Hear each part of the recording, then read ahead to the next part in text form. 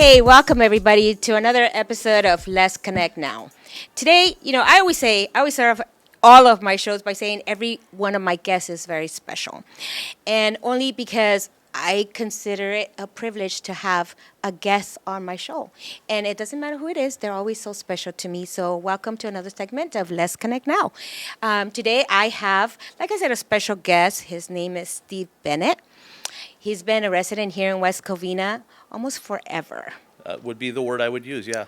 Yeah, so why don't you introduce yourself formally? So I'm Steve Bennett. I'm a what would be called a lifelong resident of West Covina. I literally was born here in the city and brought home to my parents' home, which I now own. I inherited my parents' house, so I've lived in one address my entire life, and so I am a West Covina lifer, and don't have any intention on going anywhere anytime soon. My family and I, we raised our family here now after my parents raised me, and we've had a great time and plan on staying here and being here for the long haul. What high school did you go to?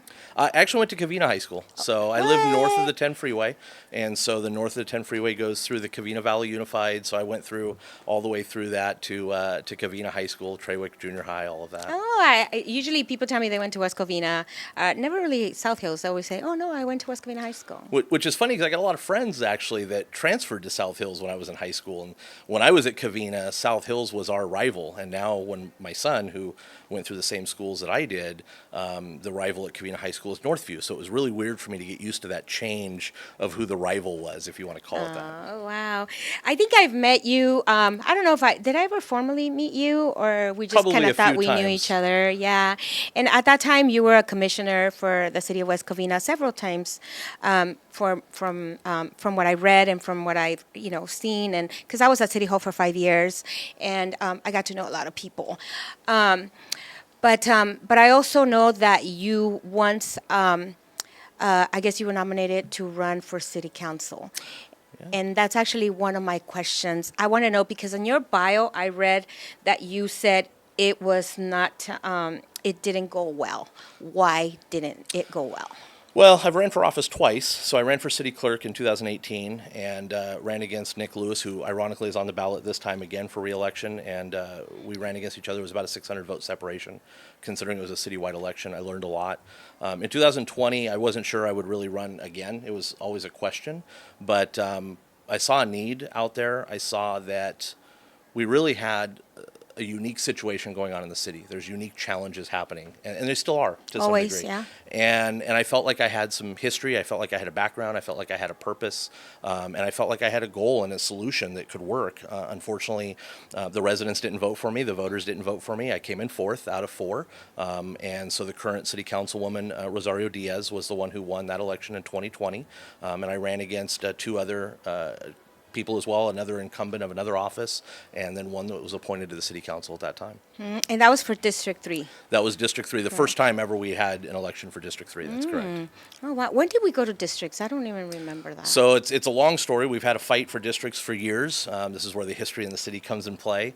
But we were threatened to be sued in 2016, roughly, which has been going back and forth for years, but we finally had the initial paperwork filed, and the city council voted in 16-17 to go ahead and settle that lawsuit instead of taking it to court.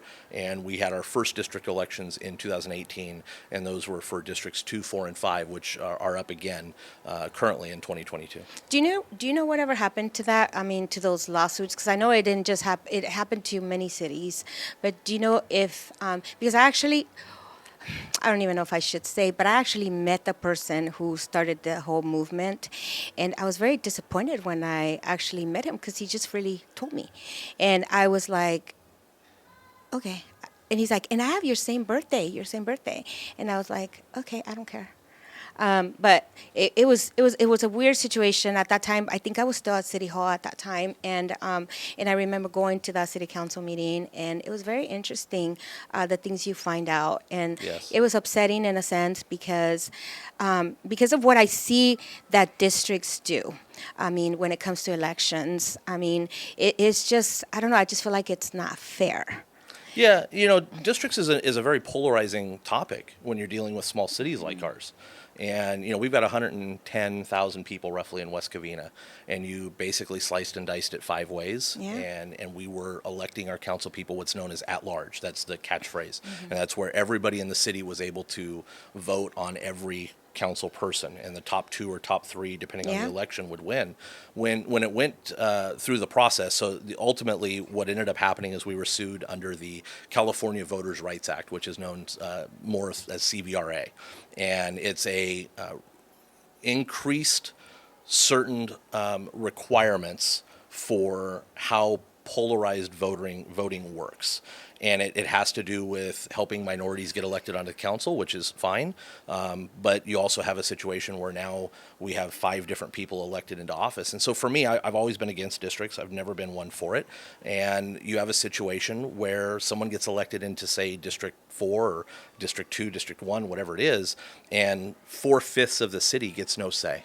So 4/5 of the city may not want that council person, but whatever happens in that district, that 1/5, they get their person and representing. And the biggest mistake I think districts provide to the city is a lot of people think that, oh, that's my representative. That's the person I go to.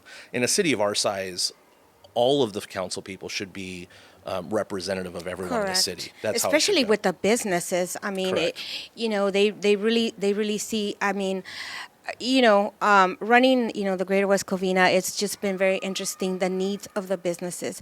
If you are not in tune with your community, how could you understand? Right. How could you understand when you're representing this district, but you never show up to visit this restaurant? You don't know what these businesses are going through, and they really want to be heard. Right. So something that you and I have in common is that we both started a podcast. Right. I just celebrated, my 1 year. We have a big celebration coming up, but you started in 2022. Yeah, we, a bunch of us got together. I've had the fortunate benefit of being involved in the city for a number of years, right?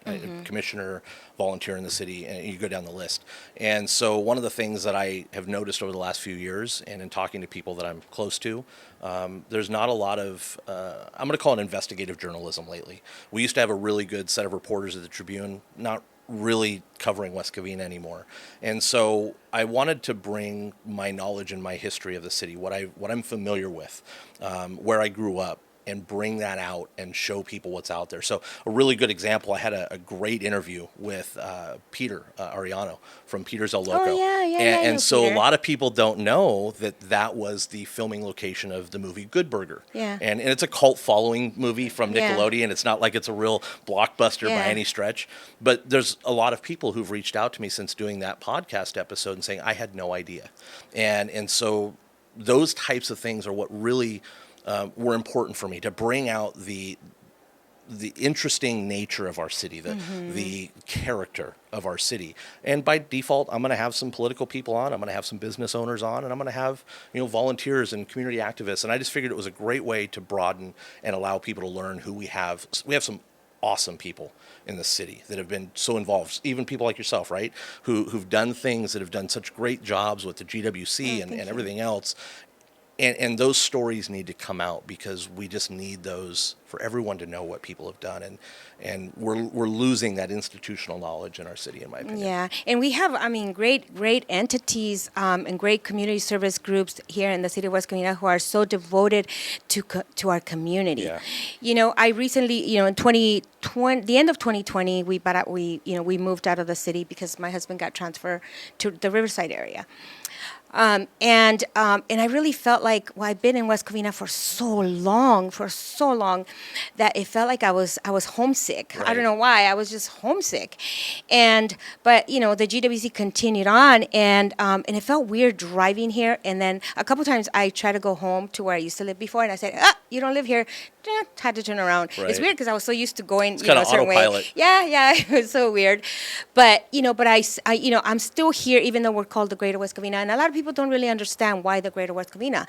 It just means that we represent not just West Covina, but the San Gabriel Valley. Right. And since we're not a chamber, we're a business association, a lot of people are thrown off. They don't really know the story behind, who the GWC is. Right. So, but but through you, I mean, I've heard, some of your podcasts. My God, you guys get so detailed, and people become so passionate when it comes to sharing something about Yes. themselves, right? It's sometimes, I don't rehearse what I'm gonna say. I just go with the flow of my guest, like I'm doing it with you. Right. I do too. And it's just so interesting the things you find out, right? And Let's Connect Now was born so that I can bring those people here and offer them, a platform to, to tell their story. Sometimes I have to drag it out because Yeah. they're so embarrassed. They feel like they have to be like a certain way. Very And robotic. yes, Yeah. and you just have to be yourself because, Yes. it's when you show your passion comes out for what you do. I love this community. I've too. known, like just like you, seen so many, council members come and go and do this and do that. But I have an important question for you. Sure. Because of that, I want to know, like, how do we know? I know politics, most of it is lies, right? It's called leaving out the things that aren't favorable to you. Okay. All right. I like the way you phrase it. Yeah. So I want to know, so how do people make up stories like this if they don't have facts? I don't know. I guess the biggest thing that I learned in my campaigns, right? The campaign that I ran for city council started out very calm, very, I'd call it professional.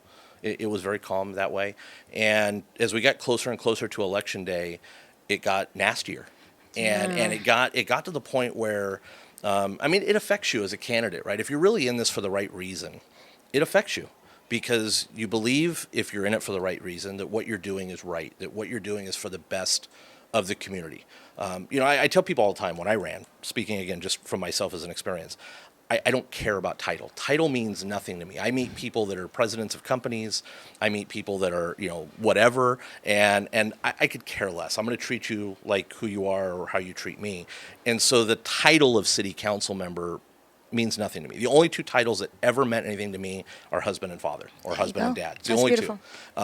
And so when you talk about people making stuff up, you're seeing it now, right? In this election that we have that we're coming up on, there's people putting out material, and I'll use it as material, stating half truths or I hate to say blatant lies because I don't believe that they're blatant lies, but if you're friends with person A and you're friends with person B, and let's say that one's a Republican and one's a Democrat, they're putting out whatever one that they want people to be afraid of in the mailer. So if you're a Republican, they're going to say, oh my gosh, he's friends with Democrats. Or if you're a Republican, or if you're a Democrat, oh my gosh, he's friends with Republicans, right? And that's what they're putting out. And so it gets this kind of vitriol, and it really pumps up this craziness. Why do they do it? I don't know. Because to me, it should be discussion on the issues. We have some serious issues here in the city, and we could talk for days about politics. But the reality is, some people make decisions that they think is going to benefit their campaign. I got attacked, and I defended myself where I could. I still get attacked to this day by some people that were involved in other campaigns, and I just laugh because I'm like, the election was a couple years ago.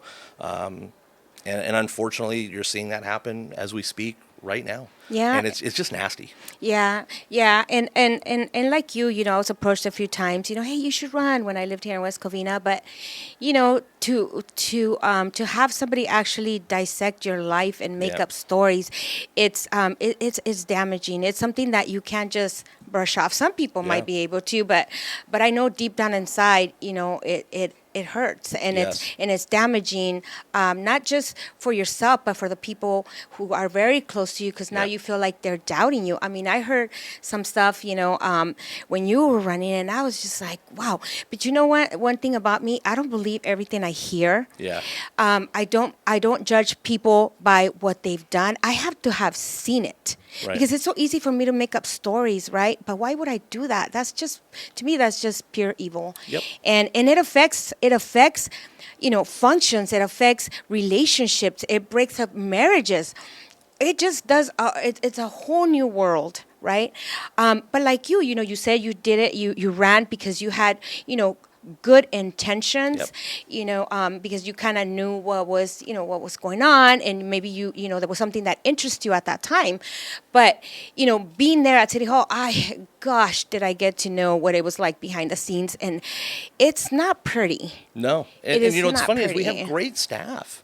The really sad part is we have some really awesome staffers and employees at the city, from everything from public safety all the way down Yeah. to the person who empties the trash, janitorial. They're all wonderful people, and they're just trying to make a living and doing good people. And even some of them get brought into that vitriol because it gets nasty. And like I said, we have serious problems in the city. There's some serious issues going on financially that we need to solve, as well as management, in my opinion. I won't get into those because this really isn't the forum, I Yeah, don't think. But yeah. but still, it's we have such a wonderful group of people that work for this city. But like when I ran, one of the biggest things that I was most concerned about, and you're seeing it really happening now, is there's a level of, I mentioned earlier, institutional knowledge. We've lost so many people at the city, whether it be from retirement, whether it be forced resignations or forced retirement or difference of opinions, that we've lost people who know the history of the city. And I felt like I could bring decision making with a little bit of knowledge of the area. I remember when the Lakes was built, Yeah. it used to be a strip center, much like Glendora Avenue. We had people like Schneider's Meats in there. We had a dealership in there. You go down the list, there was a uniform store. There's a lot of I learned how to drive in that parking lot when I was 17 years old, 16 years old. And so, I remember those things, and to see the buildings the way it is now, you just see the change. Well, how many people can go back and say, I remember those businesses there? Snyder's Meats would be probably the most iconic one for me, because my parents took me there. So we bought our meat. I think we moved here when Trader Joe's was still here at the Right. McIntyre, and I remember all the issues that were going on with that and all the stuff that happened. But I don't know. Like I said, I never witnessed anything, so I don't really know. But yeah, now that you're refreshing my memory about certain things, wow. And we tend to forget all those good things that this Yes. city has or has done, and the great people that were that served in the city. But then like every city, everything gets, as you get older, you start seeing more and more things, and you're like, wait a minute, what? And you're just shocked. And it came to a point for me that I would rather not say anything. I would rather just stay quiet. But I want the businesses to get educated on the process of voting. People actually call me to ask me who they should vote for, Right. because they don't believe any of the stuff that's going on, and they really like this person, but do you think it's true? And I'm just like, you know what, I hope you don't take this in a bad way, but I would rather you make that decision on your own. I cannot decide for you. Right. And it's hard when people are so confused, because they read all the social media stuff and everybody's opinion on there, Right. and it's like, really? Like, okay, I get tired of it. Like, honestly, like Facebook for me is like, I don't want to know, because it's just so damaging to people's character. Yeah, and unfortunately for me, I'm one of those that's pretty outspoken on Facebook. Some people will say it's opinionated at times. What I don't like is someone being treated unfairly. And if I've ever done it, I apologize. I probably may do it again. I don't know. But This is your opportunity. yeah, right. But you end up, like what you were saying, you get people out there who'll say things, and they become keyboard warriors, right? They get a Yeah. lot of courage behind a keyboard, and they'll say something. And I think some people regret that. There's some things, age has the beauty of maturing, right? Yeah. And if you talk to the 21-year-old Steve Bennett and you talk to the current Steve Bennett, there's a lot of things that I would have said at 21 that I would never say at 50 or 45 or whatever. And so you learn, you mature, and so people do have to allow people to mature. They have to allow people to grow, and me included, right? But going back to kind of some of the Facebook, yeah, there's a lot of stuff out there right now about various people on there, and talking about the podcast. That was one of the things that was very. I was very unsure to do on my podcast. I did a candidate series, and the idea behind that, when I was talking to some people about it, was I wanted to provide a source for information without providing my opinion. I just wanted to ask a question and have them answer it. I think you allow that. I think you allow that, and the responses were great. But but I don't know. I think there's just still a lot of businesses out there Sure. who still don't feel like, like they can go there and be heard, especially during COVID. Sure. And it's just kind of sad, where I live now. I won't mention where, but it's somewhere in San Bernardino County. I actually took the liberty to go visit my chamber and City Hall and just introduce myself, even the police department. That's great. Because I just want to know, I want to know, what's around me. Who knows? Maybe, I'll give it a shot. And, and, um, and they were so nice. They were very, hey, do you want to sit down? I didn't even have an appointment. I just walked in because I wanted to see what, how they would treat me. And it was just such a great experience for me. Yes, I felt so welcome. I even met the fire department people without really going to visit them. Which is great. I mean, that's how a city should be. Yeah. You should have that ability. And our staff, I believe, do that. I believe our staff at the city are exactly that. Yeah. I won't get into anything else because I don't know. Correct. And I've never, like you said, I haven't seen it either. But, we have a very good relationship, I would say, with the businesses from a resident perspective. I know for me, I frequent West Covina quite often. Do I buy everything in West Covina? It's impossible to do that. But I frequent West Covina a lot, and I support the businesses. You and I have had conversations in past at mixers and things.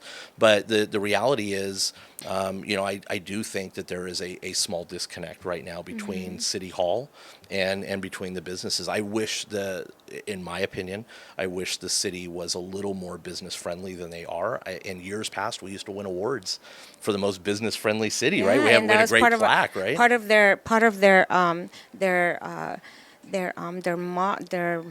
mantra. Yeah, I it's still there. I still read it every now and then. I think I've included it in some stuff, and I always something just told me, like, why are you putting this? Right, it's changed. Because it's so different now, and I can't speak for all the businesses because I, like you, I don't go to a lot of businesses, half the time, because we don't have time. I don't have time. But the ones that I do go to, the ones that I do talk to, I always been really drawn to the moms and pops businesses because there's some great moms and pops businesses, but they're the ones that right now are really suffering. There's some people, Jared could tell you, that walk here into my office and they're practically in tears. And they started their business during COVID. Like you started your podcast, I started mine. And they're practically in tears sharing their story, about I sold my house so that I could get this business started, this and that. But they're looking for resources. Right. And it's like, wow, who sent them here, And I always ask, hey, how did you hear about us? And she said she was just walking, and she saw they help businesses, so she just walked in. And, she's not the first person who has done that. I have people from other cities that have walked in here because they're here shopping, which makes me happy. As it should. Yeah, and the conversations that we have are so interesting. They've lived here for so many years, yet they don't know if their city would be of any help to them because they've never felt welcome to just walk in there and find these resources. Yeah. So it just kind of, I don't know, it just kind of makes me feel bad. But you are very right about, employees who work there who do an excellent job. Yeah. I had great relationships with the majority of them, and it's been great. It's just, our leaders need to be more engaged. They start off really great, but then something happens. I don't know if it goes to their head or what they think they're running for president or something. Come on, it's local. Yeah. Local. I think a lot of people, when you run for office, there's a lot of people that run who don't have an idea of what, I'm going to say what government operates like, how government operates. And so you run this balance. Do you vote for someone who's an outsider who doesn't know what's going on, who's going to bring in fresh ideas a lot of times, or that's the concept that's being presented? Or do you vote for someone who's got a little more knowledge about government, how it works, the structure? When you start getting into the city council meetings, I attend a lot of city council meetings. I've spoken at many, and you get a lot of people who have no idea what a motion and a second is, or how parliamentary rules work, how they have to only review things on the agenda and they can't make decisions outside of that. There's a lot of little nitty-gritty stuff that takes place in government that a lot of people don't know. And I think that goes back to candidates. I think candidates that don't have any idea or haven't done enough time watching and learning, I think they go in with these visions of grandeur. I'm going to go in and I'm going to change everything. I'm going to make it great. And those are platitudes, right? That are unachievable in some cases. And so I think you end up with people that have good intentions, but no knowledge of how to implement or no knowledge of how it works. And so you get people in there who go, oh, that didn't quite go how I thought. Or, they bring up something and they don't have support from the rest of the council and it gets voted down and they take it personal. There's all kinds of things that happen. I've seen, and I'm sure you were part of that history where someone actually resigned. Yep. And I was like, wow, because it became too much. Yeah. And because the everybody says, okay, when you're up there, you see everything so different. And it's true, because once you're out of there and you're out in the public, it's a whole new ballgame for you. It's no longer, you're no longer normal. Yeah, and for anyone who's ever been a board member of anything, whether it be a volunteer, whether it be a company, you're going to piss off 50% of the people with every decision you make, because there's going to be a lot of people who don't agree with you. And so the key is you always have to approach things the way I've always done it. And I ran a Little League for 3 years. I was fortunate enough to be a president of a Little League for 3 years here in the city when my son was in Little League. And I ran out of necessity. I saw problems going on. I felt it needed to be fixed. But when I got on the board and with a whole bunch of people that I had no idea who they were really, one of the things that I said is, I have an idea. It kind of the Martin Luther King. I have a dream, right? And I basically told him, I said, here's my envision. Here's what I want to do. Here's how I want to do it. Can I get you guys on board with this? What do I need to explain? And it wasn't so much that they were immediately on board, right? They needed to see how things progressed, and we did things, and we did little things, and then we did big things, and we did a lot of different things, and all of a sudden the league started looking better. It started running better. People were commenting on how it was a little more straightforward. People felt like there wasn't this stacking of teams and all of these different things. And so these positives, and then the board over time, they warmed up. All of us really worked well together. I can't even say how great. Well, maybe they needed a leader, and you were that person. Because and it's funny because I really had no idea when I did. I just said, I'm going to do something. Yeah. And I got in there and I learned on the fly. It's harder to do in government, but it was fun. I 3 of my most fun years of my life. That's stressful, awesome. But a lot of fun. Yeah, and because politics exists in everything, Little League to everything, yes. Every group, there's politics, and there's people with different personalities. When you meet them, they're a certain way, but then when they sit on a board, I don't know, something happens because they just think that, oh man, really? Yeah, it's kind of a title syndrome. Yeah. Oh my gosh, I'm this, or just relax. You're because just they because they think the respect changes, from the public eye, and it doesn't. Yeah. I've had a lot of people that want to cater to me just because I'm a CEO. I don't care about things like that. I'm a lot like you, because people are not real, and when you're not real, it shows. Your agenda will come out, and yes. I've seen that a lot. But we're gonna take a little break, Steve, and when we come back, we're gonna get into a few other things because I have some pretty good questions. I can't wait. It sounds fun. So we're gonna take a small break, and we'll be right back.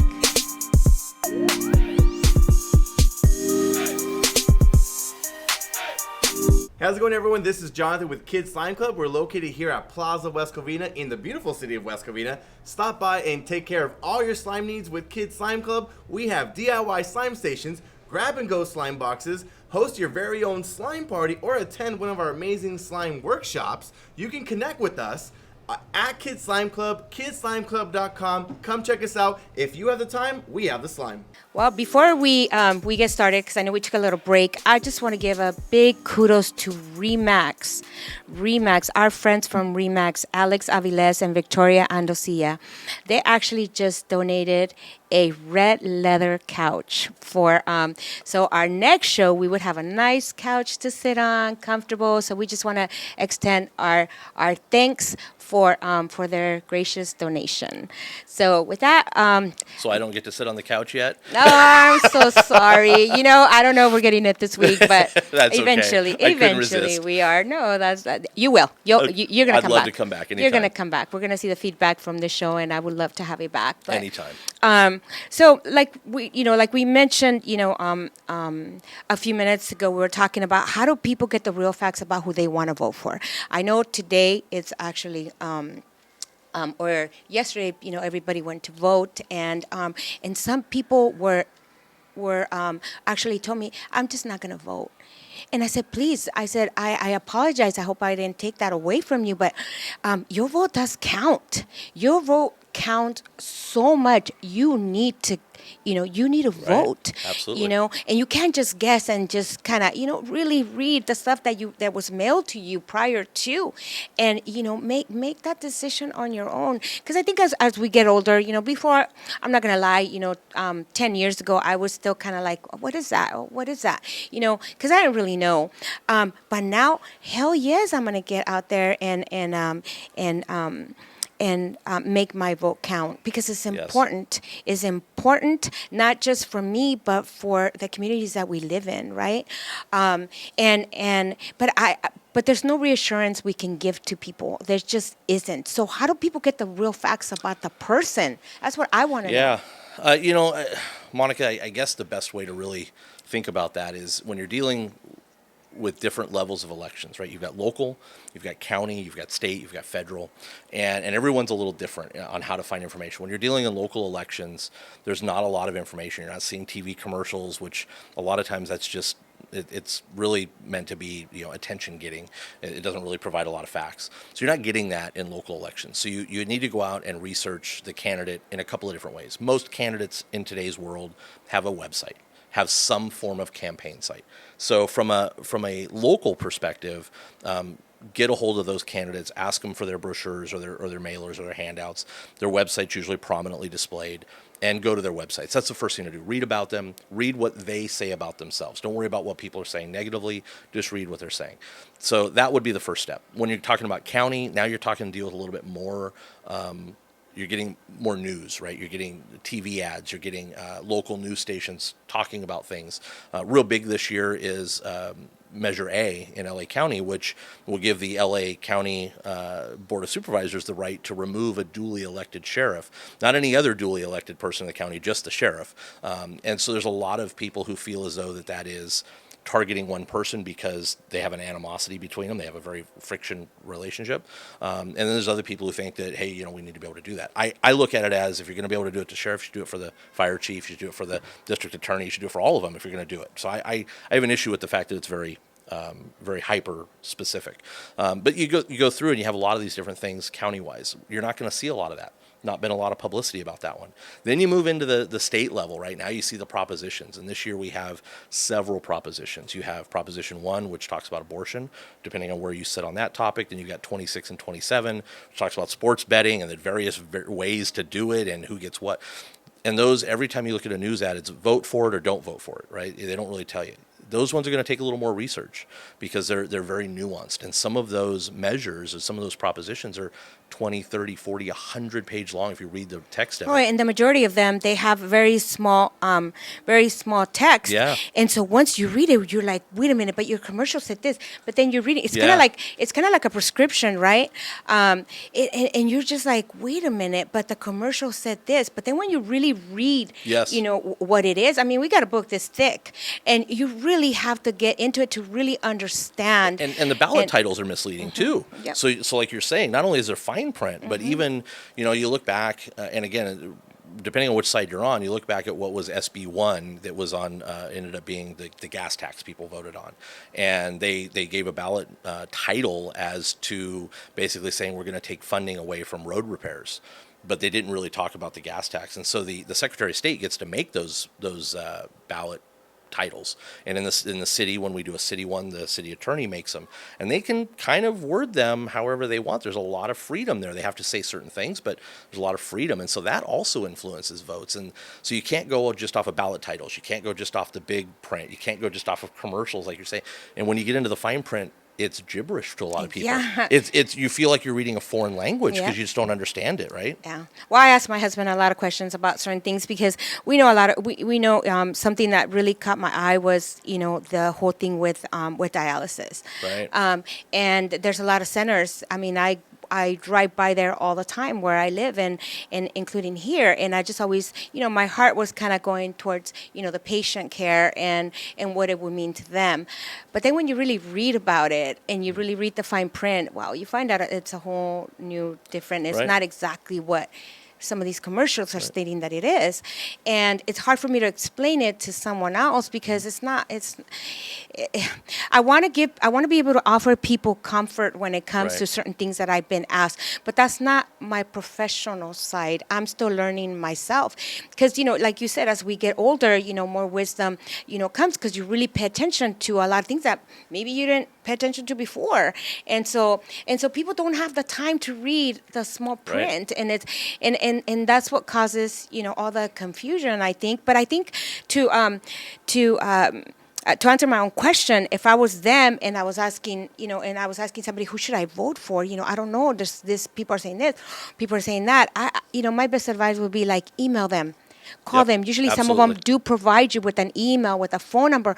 Call them, meet with them. Take the time to really know, because I can't really tell you who to vote for because, they don't want to know what my recommendation would be. But, because I have my own opinions, and I formed those on my own. And I'll share a story. When I was campaigning in 2020 for city council, I was out knocking on doors as candidates do in local city elections.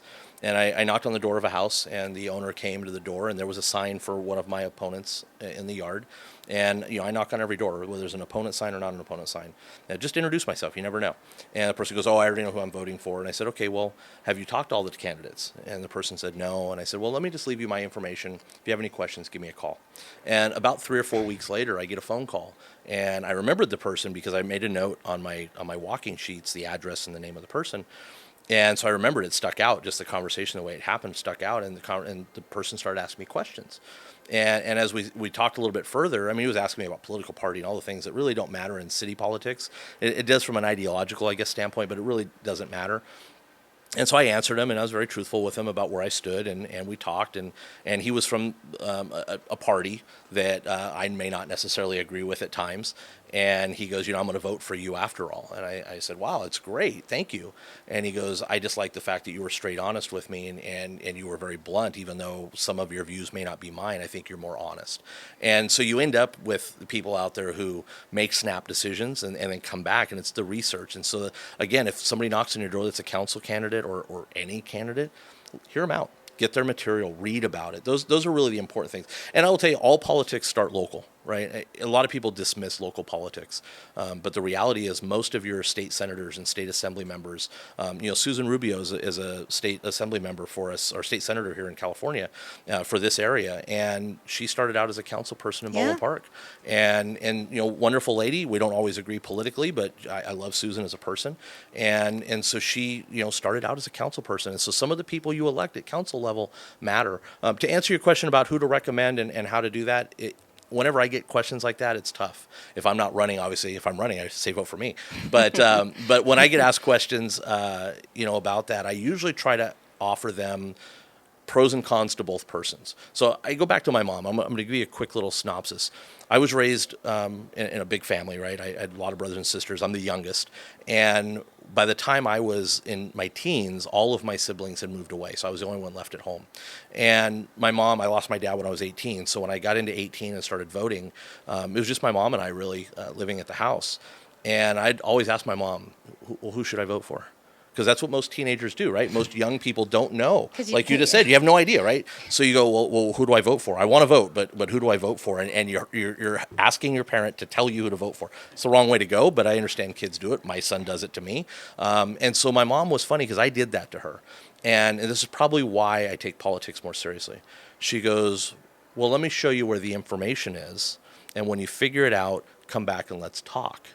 And so I would go research, and this is before the internet, right? No internet at that time. And so I'd get the ballot book, the sample book, and we'd come back, and she was very knowledgeable. My mom was very knowledgeable on both sides of the political spectrum. And I'd say, I think I'm going to vote this way. And no matter what decision I made, my mom immediately took the opposite counterpoint, whether it be liberal or progressive to conservative, Tea Party, whatever you want to call these fractions. She took the opposite side, no matter what her beliefs are.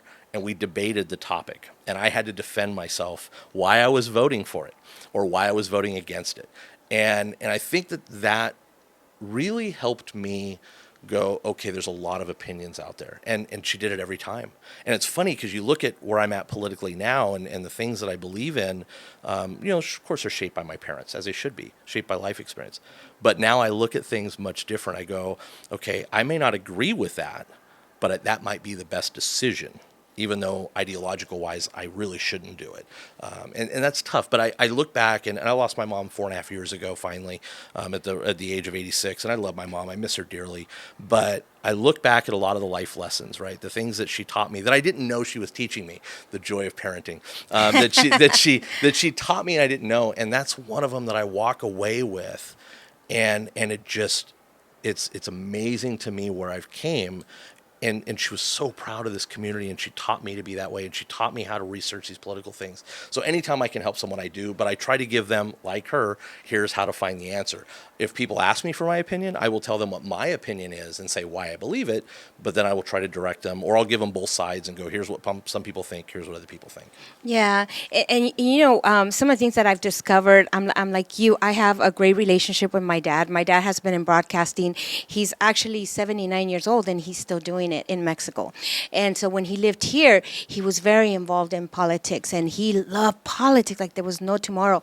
His thing was, of course, the newspaper. Now it's his phone. But the guy was reading the newspaper. He had a subscription. It was La Opinión, the Spanish newspaper. And little did I know that the relationship I was going to have with my father till this day was going to be politics. Yeah. And my God, I mean, now, I grew up speaking Spanish, but, because I live here, you kind of tend to lose it if you're not using it. So now I only speak it every now and then. And I have a lot of friends who speak, only Spanish, or they feel more comfortable speaking Spanish. And so when they talk to me about politics, all those words that my father would tell me because he would never give me the answer. He made me look it up on the Spanish, newspaper. And it was so frustrating because sometimes I would just leave it there. I would just be stubborn. I just wanted the answer right there and then. But it always interests me. I always had this interest, and I said, well, how do you know? And he would bring out charts and start drawing things for me.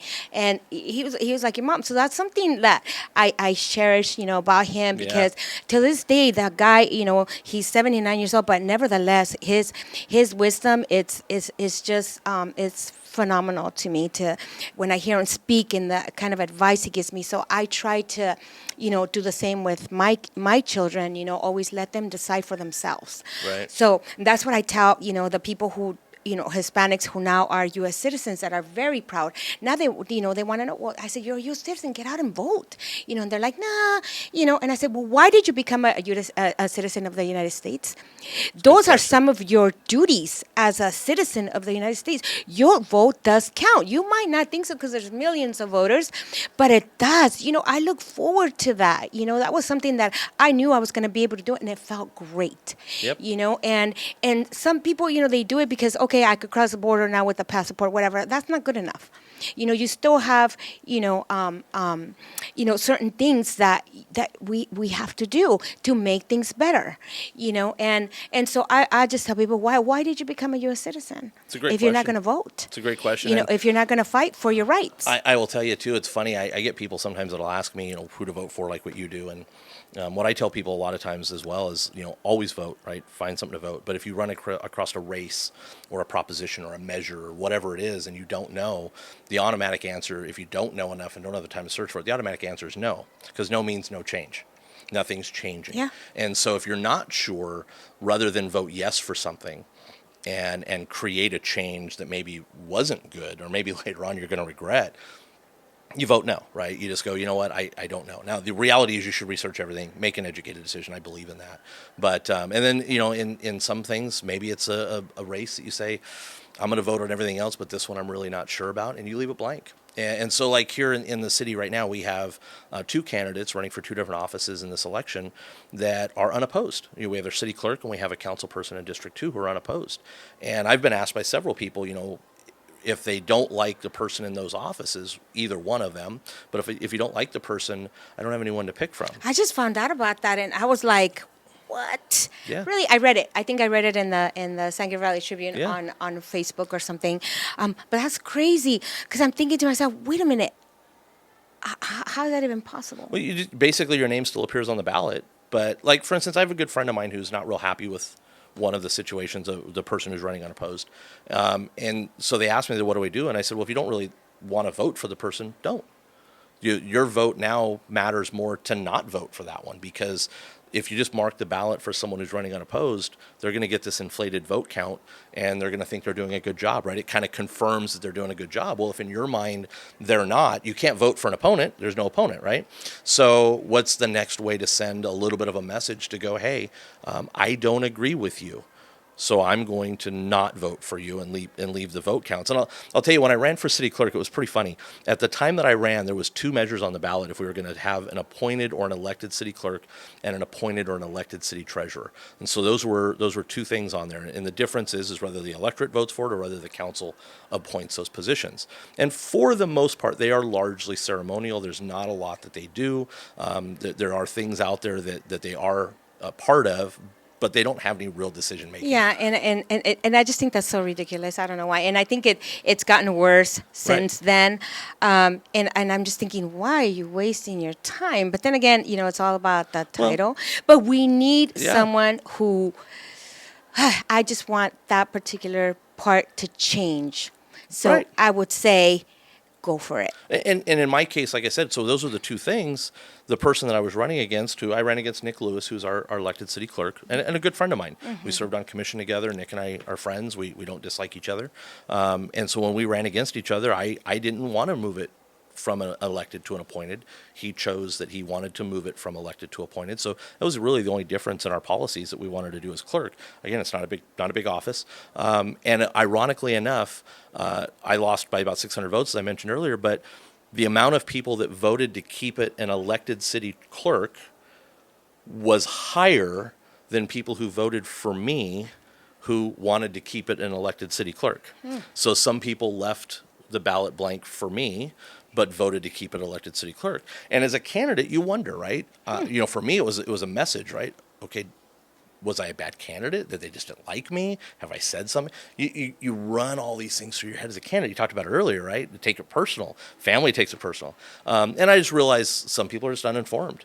And uninformed voters are probably the most, I hate to say the word dangerous, but they can throw an election very easily. Someone who just votes, they have no idea. They'll just like, okay, without really knowing what they're doing. Right. And that's so Some people vote by sad. last name. Some people vote by, is he male or female? Some people vote by ethnicity. Some people vote by how many yard signs are in the yard. So, and everyone has their way to vote. I'm not going to knock anyone's right. This is your right as an American to vote in an election. And so you absolutely have to exercise that. You should do it. But it's rough, right? Even in my election. Yeah. So do you think there's people out there who, or there's people who have ran for office that take advantage of ethnicities? Oh, I think, look, I think in everything in life, people take advantages of what cards are dealt. Right. So if you are of a certain ethnic persuasion and you think it's going to benefit you, you're going to use it. If you are of a certain other thing and you think it'll benefit you, you're going to use it. I think a lot of people do that. I know in business it happens a lot. You'll run into people who say, like I have a wonderful coworker. She's super sweet and she is just an absolute sweetheart. And I would be willing to bet that and she's beautiful. And I'd be willing to bet that some of her professional contacts look at her as beautiful and probably work with her because of that. I hate to say that happens. It's true because I've been told, when I ran, they said, "Oh my God, you would be so perfect because the Hispanic community would really be drawn to you because of your personality and this and that or whatever." And for me, it's not about that. Right. It's not about that because if I have no passion, nothing to bring to the table, and I'm just going because of what somebody told me, and I feel like, oh, I should do it. No. Yeah, and it's not about checking boxes, right? That's the catch term right now is does this person check all the boxes? It's not about checking an ethnicity box or a sex box, or it's not about that when it comes to politics or in local politics especially. You really want to find the person who's the best no matter what. And unfortunately, in the world we're in that's hyper political and hyper polarized, some of that stuff happens, and you're not going to get away from it. I know that it is what it is, but I would hope people vote more based on the issues at hand. I know when I ran, I had very specific things I wanted to do, and I tried to get my message out. I worked full time. It was tough to knock on every single door. I've made that comment to people, and I'm sorry. I have to support my family, and running for council was something that I felt I could do. I lost. Was it because I didn't get my message out? Was it because people didn't agree with me? Those are things I will probably ask myself for a long time. Really, honestly, I don't. It doesn't matter to me. I have thick skin. People can call me names. People can do whatever. It just washes right off. My wife, on the other hand, I'll give you a quick funny thing. My wife is very non-political. So when I go do political events or I go places, a lot of people notice I don't have my wife with me, and that's because she chooses to not enter into the foray of politics because of the decisiveness, because of the polarizing, and because of the nastiness that happens. And one of the things was told to me when I put out a mailer one time. They said, "Oh, your wife's not on any of your mailers," and I'm like, "Well, obviously you didn't get the last mailer because I've like 7 family photos on there." But she chooses to stay out of it. And so she looks at me and she goes, "Why do you want to be involved?" And I said, "Because I want to do what's right for my community." And it's what my mom raised me to do, give back. And she says, I'll give to the community. I'll do a lot of things, but I'm not getting into politics because it hurts her. It is a very normal reaction. I'm in the same boat with my husband, because he wants to defend me, and exactly. and they know they know us very well, so they know what will hurt us, and they have to hear it because they're the ones that we run to tell them everything, and we can't protect them because it's going to come out. Yes. It might not come out that same day, but it'll come out eventually, right? And so that's how he is, And then sometimes, like, I feel so guilty, and I'm so sorry, David, but sometimes I would take him to events, and because he's very corporate, and he just starts like telling the wrong personal things about us. And then that person said, "Oh yeah, your husband just told me," and I look at him from like afar, and I'm like, I hate you right now. Oh, I cannot believe you just said that, Right. But he's being honest, he's being honest, but there's certain people. He just doesn't know the relationships. Yes, right. And there's certain things that, well, now he does, but before he didn't. So I tell him, there's only so much I share about my personal life. And sometimes you don't know who it's not because I'm lying, it's just because I want to keep that side private, 100% There's certain things private. that need to remain private. Yes, and so he doesn't know. He didn't intend anything bad, but nothing came out of it. But still, it's like, I don't want people to know me like that. I mean, I'm, through this whole new platform, I've been able to come out a little bit more and say a little bit more things about myself. I've learned a lot about you. But one thing I keep very tight, and that's my family. Yes. I try to protect, my family as much as I can, only because, and I don't tell them a lot of things about, my daily stuff or the people I hate or the people I don't like, because I don't want my children to know that I even have that in my heart, which, hate is a strong word, but I'm not really sure. Maybe it's just I just dislike some people a lot, because I am still a business here in West Covina. I'm still a business here in West Covina, and I pay my taxes. Right. And and people still disrespect me, but my husband doesn't know. And it's just one of those things, because I'm like you. I think I developed some thick skin, even though I don't know if I have really, but I think I have, because now I don't give a lion's butt, about certain things. And for me, like I tell my wife all the time, and I've said this publicly, when I decided to run for office and put myself out there and become, I guess you could call it a public figure, because the minute you put your name on a ballot, you become public, and like you said, they're going to dissect a lot. And I tell people all the time, you want to attack me, you want to come shoot stuff at me and drag me through the mud, have at it. I got thick skin. Trust me, I've met people that don't like me in the world. I met people who love me, and it goes both ways. It's always a 50-50 with everything. But my thing is you want to pick on me, and I'm okay with that. But don't try to pick a fight about something about my wife or my son, because I will defend them tooth and nail. And family is very important to me. Family is everything. Of course. And it's people will call blood versus water thicker than water. And it's not that so much for me is it's more the fact of they're my family, right? They've not chosen to be in the public eye. They've chosen to not do it. And my son's kind of funny.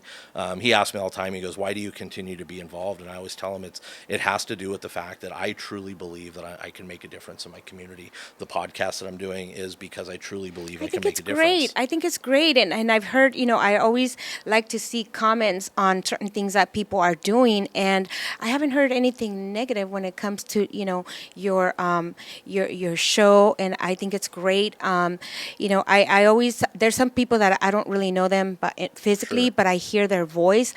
And it's very interesting because there's some people that I still haven't personally, met, and but there's some that are, and I think you've told me some things about, some people, and they're actual facts, and I love it, and I can see it, But there's a fight in them too. There's a fight in everything, right? You say this and you say that. You better have your facts because if it's not true, I'm coming after you. I'm sorry. But, I'm going to defend what's mine. You can defend what's yours. But let me tell you, if you said something that is not accurate, I'm going to let you know. And I can tell you as a fellow podcaster, which is kind of weird for me to say that because I never thought I'd be in that realm. But, with the few shows that I've had, I think I've done 10 or 11 shows so far. And you have highlights, right? You have highlights, I'm sure, guests or moments with guests. And there's several. And for me, you can kind of hear me at sometimes geek out, if you want to call it, on certain guests. I had the absolute honor to have Chief Bell, West Covina Police Chief, on my show, and it was a longer show than normal because there was just so much to talk about. Yeah. But one of the coolest things, and a lot of people don't know about, and this was a very special moment for me, is I've known for a long time he played professional football, and he shared the whole story. Right? Some people do, some people knew, and I did as well, but a lot of people didn't, and that's something I've heard actually a lot of comments from people. But to hear him explain what it was like for him to be a young man in college, to be drafted and to step on a football, those kind of moments, those things are special to me, right? I get to know the person, the heart that they have. And even Brian Tabatabai, we don't always agree politically, but I had a great conversation with him about a lot of things. And while we differ on a lot of stuff politically, and at times we may get nasty to each other, I guess, but for the most part, I respect the fact he put his name on the ballot, and I respect he's on there. I respect he's asking questions, but there's some things about him politically, ideological wise, where I don't like certain things that he wants to do, and that's the way we are. We're different people. Yeah. But there's always a lot of guests out there, so. Yeah. Well, I wish this could be one of those longer shows because, I think we're having, such a great conversation. I love talking to you. I've always enjoyed, whenever I've seen you and, we talked. I think we connected back here in the mall the last time I saw you, and it was kind of fun to say, hey, how's your podcast going? And then you said, well, I've been watching yours. And then I found out that other people are watching it. And I'm like, oh, okay. But I definitely love this community. I could see the passion you have for this community, even though I don't live here, but it's been a pleasure having you. I think you're full of knowledge, and the wisdom's only going to get better as we continue to support, our community, our local businesses, the people who are just great and honest. And I just wish everybody the best for this election, because I've seen a lot of them come and go, and some do need to go. And that's just the way it is. Probably agree there. Yeah, no, absolutely. Well, thank you for having me. I just want to say thank you. It's been a pleasure. I love sitting down and talking with you, even when it's not on a podcast. But thank you. I'll come back anytime, and it's been an absolute blast. Thank you for sharing, your input. Really appreciate it. So with that, we're gonna say good night. And thank you again for watching Let's Connect Now. We just celebrated our 1-year anniversary, and I couldn't be more happier to happier. I don't know, one of those. To have continued on this journey, and I think it's only going to get better. And really appreciate everyone's support for what we're doing. So, have a good night, great evening, and I will see you guys on our next show.